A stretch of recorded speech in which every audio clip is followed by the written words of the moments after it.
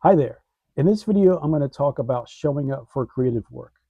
If you're trying to get into drawing or writing fiction or some other kind of creative work and you're having a problem trying to get into that, you might find this video helpful. I'll talk about two issues, scheduling and the quality of work that you might make. And I'll start off with scheduling. And I'll start off that section with a quote from Stephen King. It's from his really good book, fantastic book called On Fiction. And you might have heard this before. I've certainly seen it on several places. And I'll put up the quote here and I'll lean over, see how I can read it. See if you can fit that in the screen. Amateurs sit and wait for inspiration. The rest of us just get up and go to work. Stephen King. All right, so how do you do that? How do you get up and go to work? Well, first, you set aside a time that works for you. I get that's not the easiest thing to do in the world. We have busy lives. We have jobs, we have family responsibilities, dinner needs to be cooked, the grass needs to be mowed, gutters need to be cleaned. Glad I got that straight. I somehow I switched it. My mind, I was worried I was going to switch it around. Dinners need to be mowed, grass needs to be cleaned or cooked or whatever. So anyway, you get the idea. Busy lives. Pick a time that works for your schedule. Is it early in the morning before you head off to work? Is it in the evening after work and family responsibilities and the dinner that is mowed or cooked or what have you? Is it during your lunch break? Is it on weekends? For me, I'm an early morning guy. I work for a couple hours before breakfast on writing fiction, drawing, things I love to do. They're my hobbies.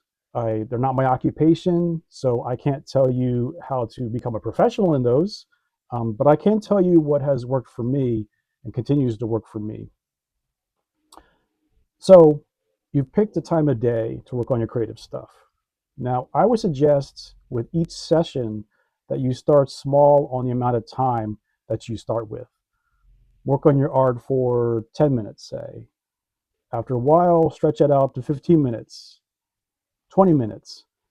I think that's a better long-term strategy for a better strategy for creating a long-term creative habit, because pushing too hard right away for like saying, I'm going to work for an hour and then maybe not meeting that on your like second or third session and feeling bad about it, that might derail you.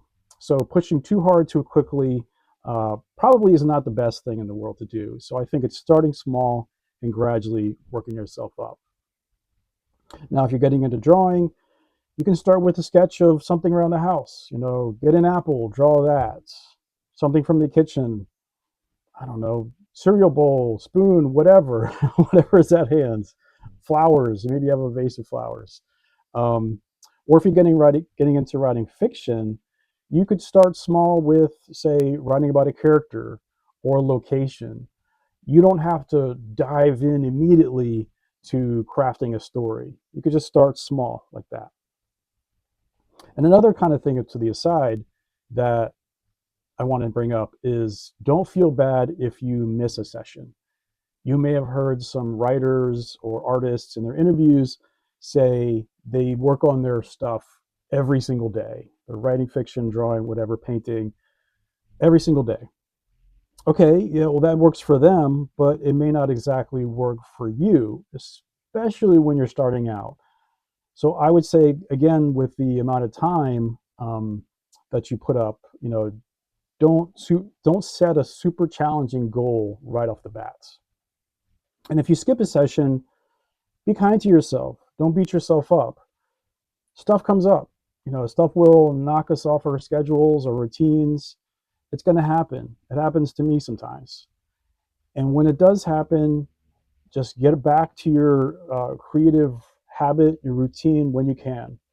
I think that's another better strategy for putting together that creative habit that hopefully will last for the long term, of just being kind to yourself and not feeling bad if you miss one or two, three, whatever sessions of your work. Now, the other issue I wanted to bring up is the quality of work that you may make. And I'll also start this session off with a quote And this is from the novel called Tomorrow and Tomorrow and Tomorrow by Gabrielle Zevin. I'm not exactly sure how you pronounce that. Hopefully that's close. But this is a fantastic novel. I am still working on it. I'm almost done. Been really enjoying this. And not only just a fantastic novel, but that cover design, whew, that is good. Fantastic. Sorry if I'm saying fantastic a lot. Just repeat myself with these kind of things. This cover design is by John Gall. So when I got to a couple sentences in this book that it really jumped out at me, like, oh, that's put so well. So I want to share that quote with you, and it starts off this way. There is a time for any fledgling artist where one's taste exceeds one's abilities. And for the second part, the only way to get through this period is to make things anyway. So that's a great lesson, I think, because when you, oh, sorry, just kind of looking at my notes here. So when you start off and you look at your drawings, your writing, and you think they're not very good, it's going to happen. So don't expect to create amazing work right away. If your sketch of an apple doesn't look perfectly like an apple, that's all right. And so is the same thing about, say, crafting your first draft of a short story. First drafts, they can be rough anyway. They're first drafts. It's been the case for me. I've been writing and drawing for years, and I still create work that I'm not wild about. It happens, and it happens frequently, and it's frustrating when it comes up. I get that, but I acknowledge it and then try to get back to work another day, keep plying away at the stuff.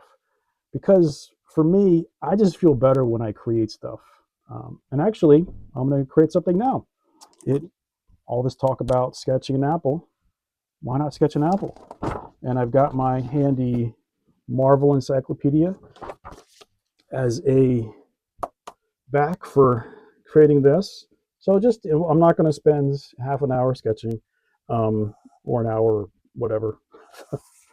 Just a nice quick sketch here of an apple, basic shape, a little bit of shadow on the bottom here, and then create a leaf. So yeah, it's pretty cliche, but it gets the job done. And I did not bring brown with me to create a stem, so it's a bit of green and a little bit of black up there for the stem. Let's create a ground with more shadow, and not just a sketch of an apple, but might as well make it a little scene too, with people coming to check out the apple. It's a monument, not just any apple. That is an enormous apple, a monument for people coming from miles around to check it out.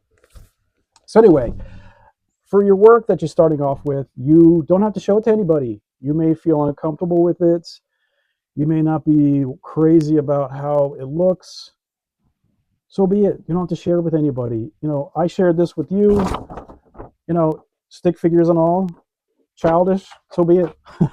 And maybe that, along the way, you'll feel comfortable to share your work with friends, with family, and it can be fantastic to get, there's that word again, to get good feedback from your loved ones. It can be a motivating factor to keep going, keep up that creative habit. So I'll wind it up here.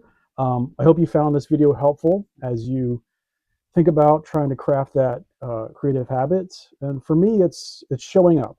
It's doing that consistently, realizing that sessions will be missed now and then because rough patches come up.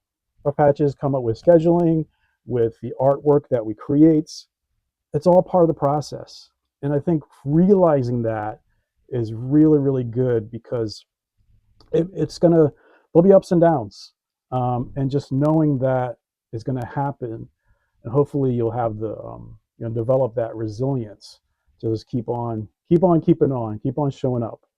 So I wish you well as you get up and get to work. Thanks for watching. Take care.